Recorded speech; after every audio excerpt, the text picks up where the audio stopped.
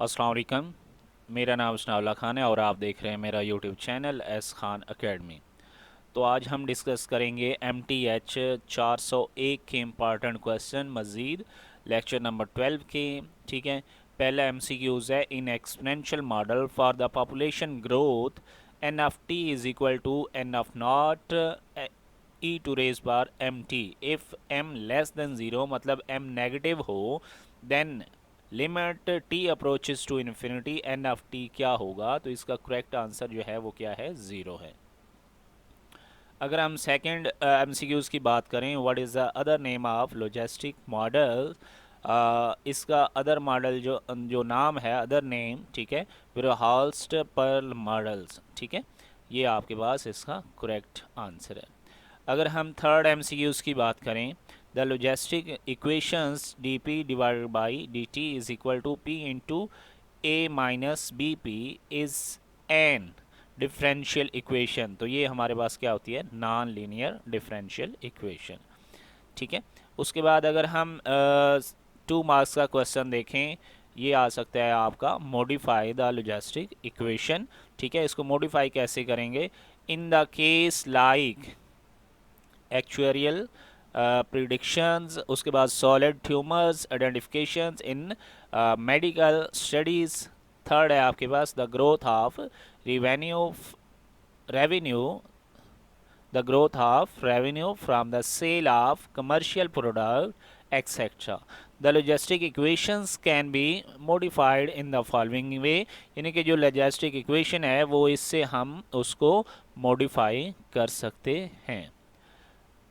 Next question है question ये 3 marks का आ सकता है आपका।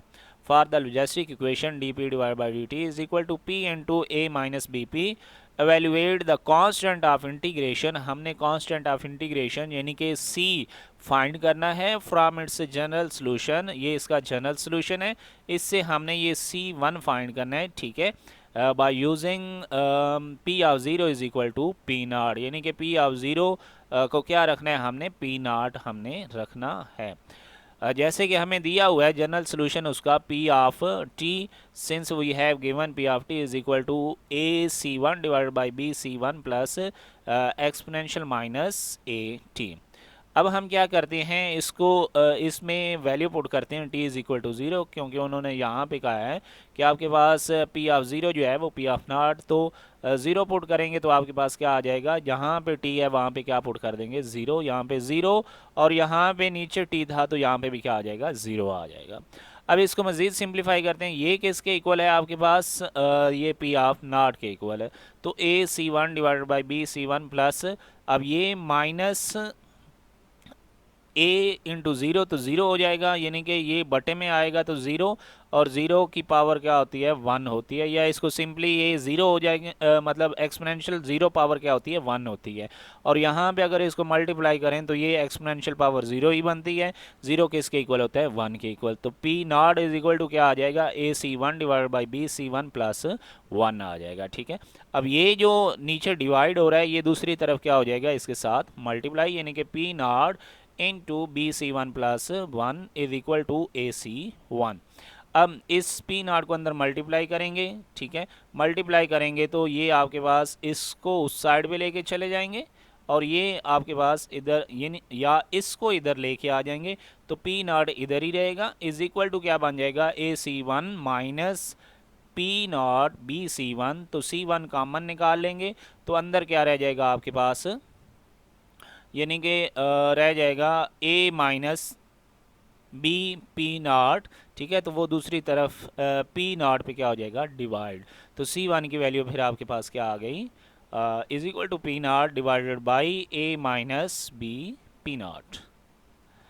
क्वेश्चन नंबर आपके पास 5 है, तो ये आपके पास 5 मार्क्स का आ सकता है कि for the logistic equations T P evaluate the limiting case of its general solution. Limiting case हमने यानी कि इसकी लिमिट लेनी है, पहले हमने सी फाइंड की है, अब इसकी क्या लेनी है, लिमिट लेनी है। बिल्कुल सेम उसी तरह पहले तो हम सी फाइंड करेंगे ना, यहाँ तक सी फाइंड किया, देयरफॉर अब सी की वैल्यू अगर हम यहाँ पे पुट करते हैं C1 की, तो यहाँ पे C1 है, इसकी वैल्यू पुट कर दी है, उसके बाद यहाँ पे C1 है, इसकी वैल्यू पुट कर दिया है।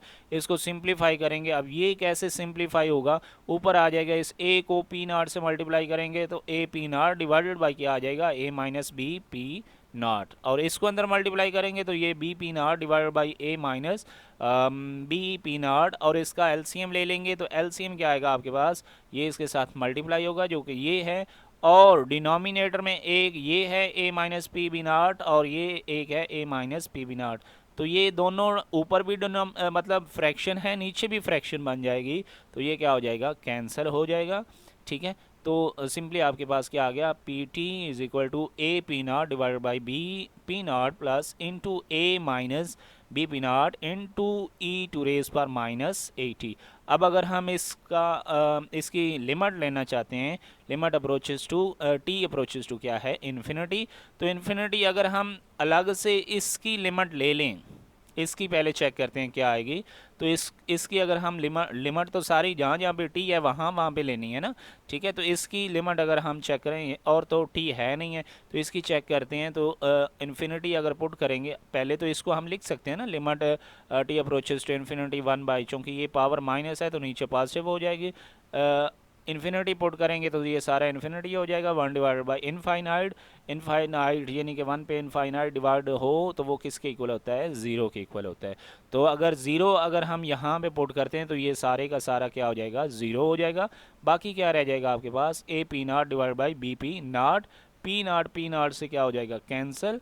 तो आपके पास limit P of T is equal to क्या आ जाएगी, ए डिवाइडेड बाई बी आ जाएगी। ठीक है, आई होप आपको इसकी समझ आई होगी। Thank you so much for watching. अल्लाह हाफिज़।